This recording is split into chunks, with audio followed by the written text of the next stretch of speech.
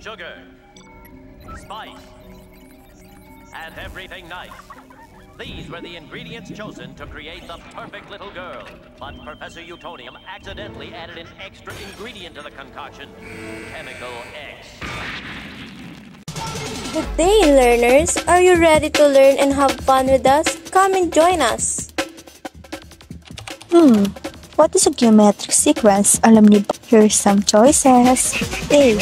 A sequence where each term is found by adding a constant value to the previous term. B. A sequence where each term is found by multiplying the previous. C. A sequence where each term is found by dividing the previous term by a constant value. Geometric sequence is a sequence where each term is found by multiplying the previous term by a constant value. Also, geometric sequences are characterized by a constant common ratio between consecutive terms. This means you multiply each term by the same value to get the next term. At dagdag kaalaman, it is a sequence where each term after the first is obtained by multiplying the preceding term by a non-zero constant. Natin itakal ay about sa common ratio.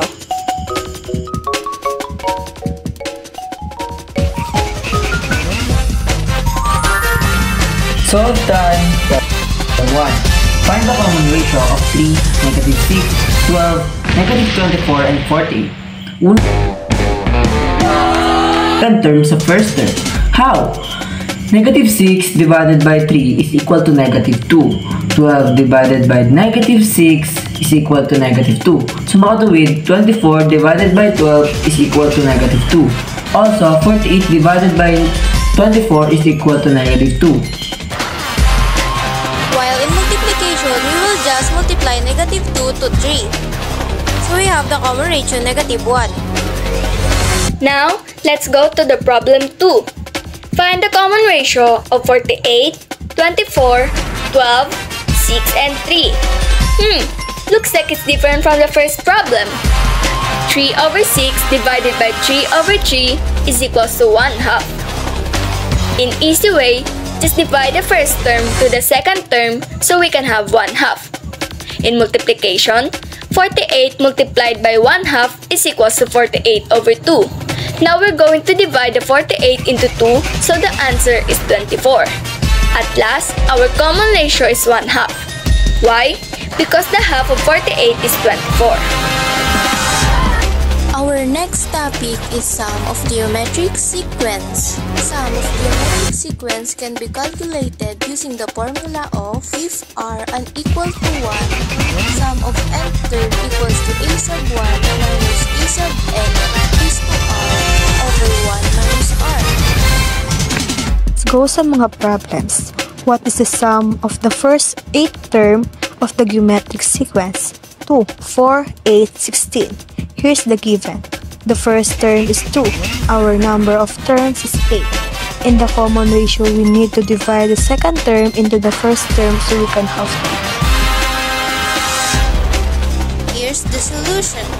S sub 8 equal to 2 subtracted by 256, the quantity of 2 over 1 minus 2. The result will be 2 minus 512 over negative 1. So we will minus 512 to 2. So the result is 510 over negative 1. So our estimated answer is 510. The sum of the first n term is 8 equal to 2. Quantity of 1 subtract by 2 raised to 8 over 1 minus 2. We should multiply the 2 raised to 8. 2 will do that 2 times 2 times 2 times 2 times 2 times 2 times 2 times equals 256. Next is 2 quantity of 1 subtract by 256 over negative 1. We have 2 quantity of 255. We'll multiply that 2 to 255. Our answer is 510. Look, the answer in the first formula is the same. Next, the formula of S sub n is equals to NA sub 1.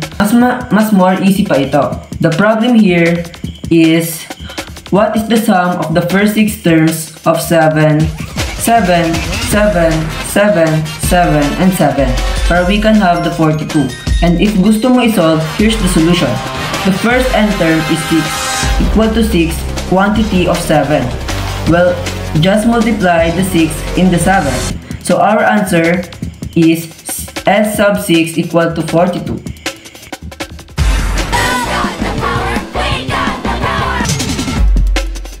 If r equal to -1, then if n is even, sum of n term is equal to 0. If n is odd, sum of n term is equal to a sub 1. Here's some odd numbers. Odd numbers start with 1, 3, 5, 7, 9, 13, and 15. Even numbers composed by 2, 4, 6, 8, and 12, 14, 16. Here's another problem. What is the sum of the 7th term of 4, -4, 4, -4, 4, -4, and 4? Our common ratio is -1. Our nth term is 7. So 7 is a odd number. So we will use the equation of sum of n term equals to a sub 1. Solution. S sub 7 equals to 4. Our checking is 4 plus the quantity of -4 is 0. Plus 4 plus the quantity of -4 is 0. Plus 4 plus the quantity of -4 is 0. And plus 4 is equals to 4. So our answer is 4. Let's try using the sum of the 8th term of 4, -4, 4, -4, 4, -4, and 4. The common ratio is -1 while the nth term is 8. So 8 is even number, so we will use the sum of nth term equals to 0. Our solution is S sub 8 equal to 0. Let's try to check it. 4 plus the quantity of -4 is 0. Plus 4 plus the quantity of -4 is also 0. Plus 4 the quantity of -4 is 0. And 4 plus the quantity of -4 is 0. So our answer is 0.